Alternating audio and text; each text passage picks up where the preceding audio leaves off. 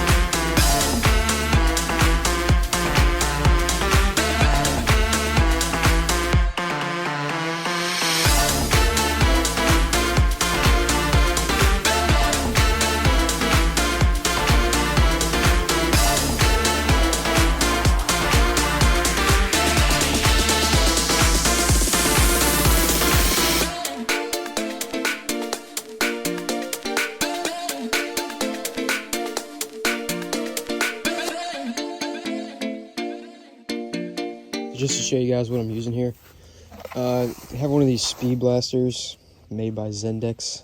I had a Blue Point one and that broke, but these things are like less than $100 off Amazon. Only downside to them is you got to fill them up and it goes quick. So it's kind of, that's the downside to it, but the plus side is it's small and you can get in between all the little tubing and stuff. I did buy an Eastwood, it's like a dual tank for soda and sand, but you just end up wasting so much sand doing this, because it's got a big nozzle and it's hard to get in there, so you're kind of just misting the whole thing, and you know, it almost evens out. Like with this, I can probably do more with the amount of sand than I could with that, so that's why I'm using this thing. But yeah, it's coming along. So you can see actually in one spot, I'm not sure, like over here kind of, you can see how it's a lot smoother. That was with soda, but the downside to soda is it's just very expensive, and for what I'm doing, I'm fine with just using this $5 play sand I have. So it just gives it a little bit of a rougher finish, but I'm going to be priming right over that and then painting it gray. So let's keep going with it.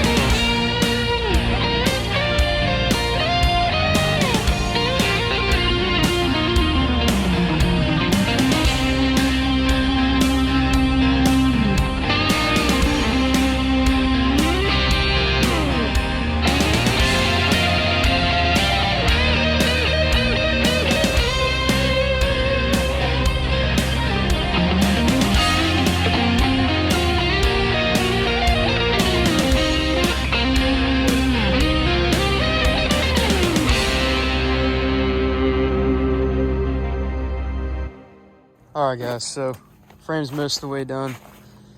This thing took a while and it's still not done. I gotta give it a once over and, you know, just get all the nooks and crannies and little spots that there's some leftovers, but overall that's pretty much good. And right now I'm just kind of taking a break from looking for little spots on that and doing a bunch of these little brackets. So these aren't too bad. I've got a whole group of you know, little parts, foot pegs, brake pedals, all that stuff that it's gonna get painted black. So just working on all that little stuff right now and just getting closer.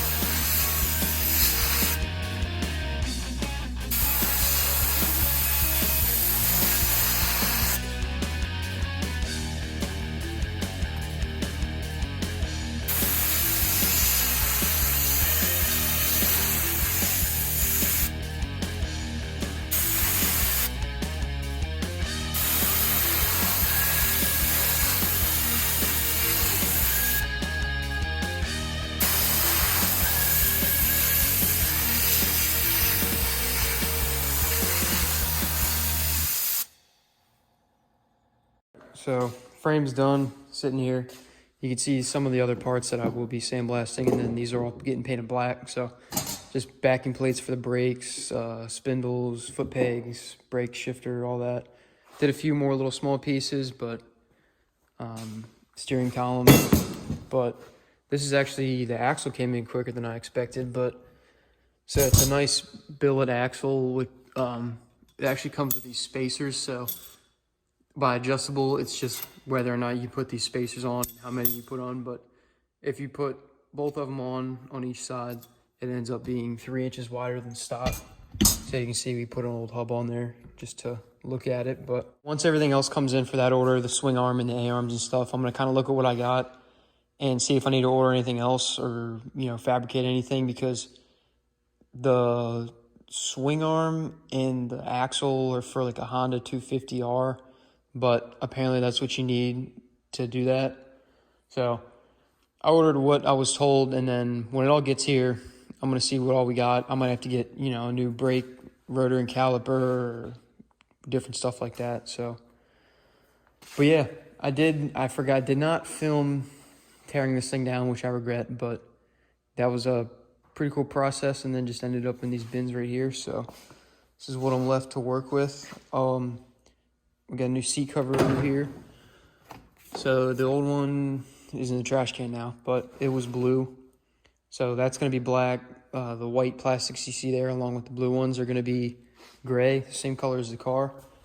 And then I'm not sure if I'm putting these pieces back on or not.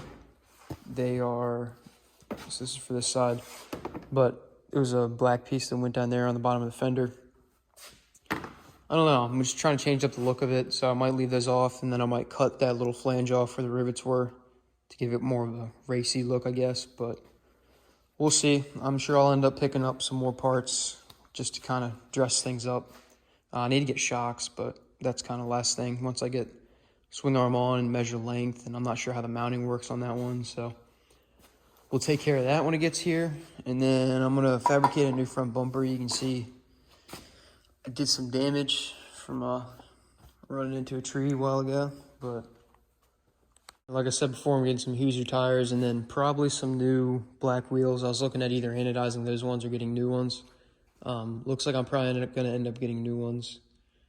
But yeah, I just wanted to kind of introduce that to you guys. So if you see all this stuff from a four-wheeler laying around the shop, that's what that is. And it'll be at the track, you know, with the 57, not necessarily towing it around, but I'll be riding around the pits in it and then going trail riding and whatnot. So yeah, that's another project I got going on right now. So I got the 57 Super Beetle, which has shutters on it right now. They're being painted. And then this thing. So got a lot going on, but good part is if I'm stuck on one, waiting on parts or something, I'll just go work on the other. So